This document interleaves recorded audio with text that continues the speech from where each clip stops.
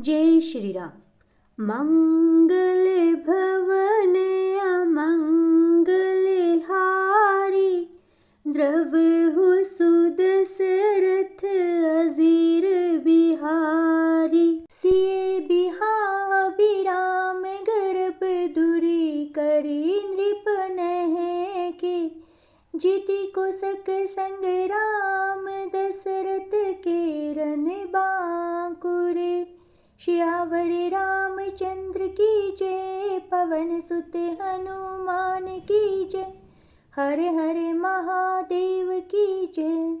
अर्थात उन्होंने कहा, राजाओं के गर्व दूर करके जो धनुष किसी से नहीं टूट सका उसे तोड़कर श्री रामचंद्र जी सीता को ब्याहेंगे। रही युद्ध की बात, सो महाराज दशरथ के रण में बांके पुत्रों को युद्ध में तो जीत ही कौन सकता है। व्यर्थ मरहु जनि गाल बजाई, मन मोद कहीं की भूख बुताई। सिख हमारी सुनी परम पुनीता, जगदम्बा जानहु जिय सीता। अर्थात गाल बजाकर व्यर्थ ही मत करो, मन के लड्डुओं से भी कहीं भूख बुझती है। हमारी परम पवित्र सीख को सुनकर सीता जी को अपने जी में साक्षात जगन्जी समझो, यानी उन्हें पत्नी रूप में पाने की आशा एवं लालसा को छोड़ दो। जगत पिता रघुपति ही बिचारी, भरी लोचन छवि लेहु निहारी। सुंदर सुखद सकल गुण राशि, ए दो बंधु संभूर बासी। अर्थात और श्री रघुनाथ जी को जगत का पिता या परमेश्वर विचार कर नेत्र भरकर उनकी छवि देख लो। ऐसा अवसर बार बार नहीं मिलेगा।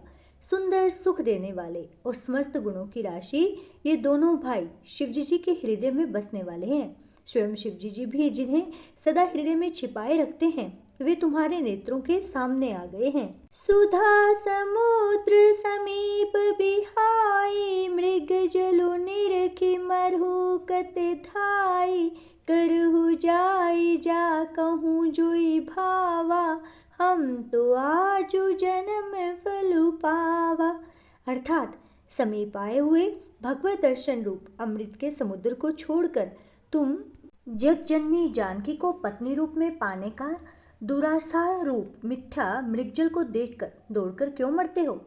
फिर भाई, जिसको जो अच्छा लगे वही जाकर करो। हमने तो श्री रामचंद्र जी के दर्शन करके आज जन्म लेने का फल पा लिया, यानी जीवन और जन्म को सफल कर लिया है। अस कही भले भूप अनुरागे, रूप अनूप बिलोकन लागे। देख ही सुर नभ चढ़े विमाना, बरसहि सुमन करहि कल गाना। अर्थात ऐसा कहकर अच्छे राजा प्रेम मग्न होकर श्री राम जी का अनुपम रूप देखने लगे।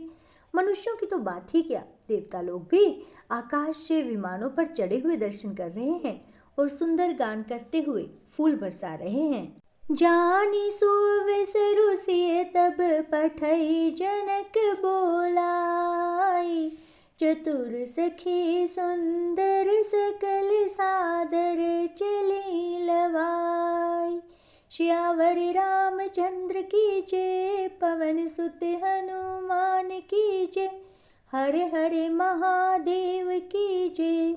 अर्थात तब सुअवसर जानकर जानकी जी ने सीता जी को बुला भेजा। तब चतुर और सुंदर सखियां आदरपूर्वक उन्हें लिवा चली। सिए शोभा नहीं जाई बखानी, जगदम्बिका रूप गुण खानी। उपमा सकल मोहि लघु लागी, प्राकृत नारी अंग अनुरागी। अर्थात रूप और गुणों की खान जगजननी जानकी जी की शोभा का तो वर्णन ही नहीं हो सकता। उनके लिए मुझे काव्य की सब उपमाएं तुच्छ लगती है, क्योंकि वे अलौकिक स्त्रियों के अंगों से अनुराग रखने वाले हैं। अर्थात वे जगत की स्त्रियों के अंगों को दी जाती हैं।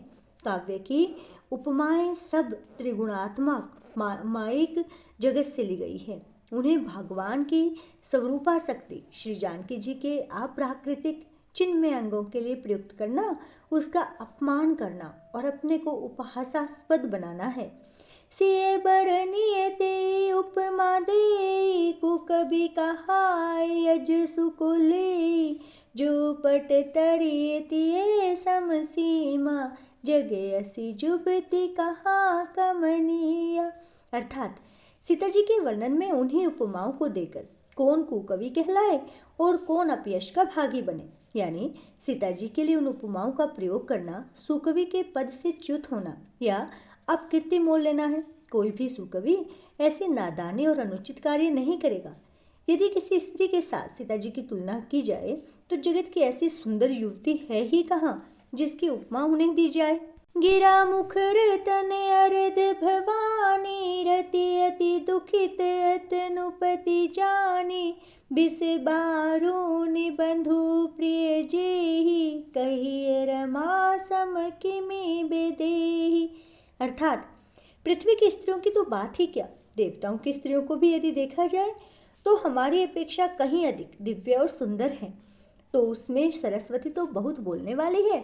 पार्वती अर्धांगिनी है, अर्थात अर्धनारीनेतेश्वर के रूप में उनका आधा ही अंग स्त्री का है, शेष आधा अंग पुरुष यानी शिवजी जी का है।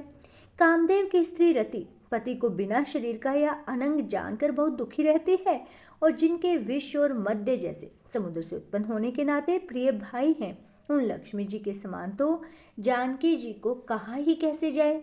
जो छवि सुधा पयो निधि होई परम रूप में कच्छपु सोई शोभर जो मंदरु श्रृंगारु मथे पानी पंकज निज मारु। अर्थात जिन लक्ष्मी जी की बात ऊपर कही गई है वे निकली थी खारे समुद्र से, जिसको मतने के लिए भगवान ने अति कर्कश पीठ वाले कच्छप का रूप धारण किया। रस्सी बनाई गई महान विषधर वासुकी नाग की मथाने का कार्य किया अतिशय कठोर मंद्राचल पर्वत ने, और उसे मथा सारे देवताओं और दैत्यों ने मिलकर। जिन लक्ष्मी जी को अतिशय शोभा की खान और अनुपम सुंदरी कहते हैं, उनको प्रकट करने में हेतु बने ये सब असुंदर और स्वाभाविक ही कठोर उपकरण, ऐसे उपकरणों से प्रकट हुई लक्ष्मी जी श्री जानकी जी की समता को कैसे पा सकती है। हाँ, इसके विपरीत यदि छवि रूप अमृत का समुद्र हो, परम रूप में कच्छप हो, शोभा रूप रस्सी हो, श्रृंगार या रस पर्वत हो, और उस छवि से के समुद्र को स्वयं कामदेव ही कर कमल से मथे। एहि विधि उपजी लच्छी सब सुंदरता मुसुख मूल यद्यपि सकोच समेत कभी कहीं सिए समतुल। सियावर रामचंद्र की जय पवन सुत हनुमान की जय हर हर महादेव की जय। अर्थात इस प्रकार का संयोग होने से जब सुंदरता और सुख की मूल लक्ष्मी उत्पन्न हो तो भी कवि लोग उसे बहुत संकोच के साथ सीता जी के समान कहेंगे। चली संग ले सखी सयानी गावत गीत मनोहर बानी सोहनवल तनु सुंदर सारी जगत जननी अतुलित छवि भारी। अर्थात शानी सखियां सीता जी को साथ लेकर मनोहर वाणी से गीत गाती हुई चली। सीता जी के नवल शरीर पर सुंदर साड़ी सुशोभित है, जगजननी की महान छवि अतुलनीय है। भूषण सकल सुदेश सुहाए अंग अंग रचि सखी ने बनाए रंग भूमि जब सिय पगुधारी देखी रूप मोहे नर नारी। अर्थात सब आभूषण अपनी अपनी जगह पर शोभित हैं, जिन्हें सखियों ने अंग अंग में भली भांति सजाकर पहनाया है। जब सीता जी ने रंगभूमि में पैर रखा तब उनका दिव्य रूप देखकर सभी स्त्री पुरुष मोहित हो गए। हर्षि सुर नह दुदम्भि बजाई बरसी पर सोने अपछरा गाई पानी सरोज सोहजे माला अव चट चिते सकल भुआला। अर्थात देवताओं ने हर्षित होकर नगाड़े बजाए और पुष्प बरसाकर अप्सराएं गाने लगी। सीता जी के कर कमलों में जयमाला सुशोभित है। सब राजा चकित होकर अचानक उनकी ओर देखने लगे। सिए चकित चित राम ही चाहा भय मोह बस सब नर नाहा मुनि समीप देखे दो भाई लगे लल की लोचन निधि पाई। अर्थात सीता जी चकित चित्त से श्री राम जी को देखने लगी। तब सब राजा लोग मोह के वश हो गए। सीता जी ने मुनि जी के पास बैठे हुए दोनों भाइयों को देखा तो उनके नेत्र अपना खजाना पाकर ललचाकर वहीं श्री राम जी में जा लगे अस्थिर हो गई। और इसके साथ ही आज का श्री रामचरितमानस का पाठ संपन्न होता है। आगे की कथा का रसपान करने के लिए हमसे जुड़े रहें। जय श्री राम।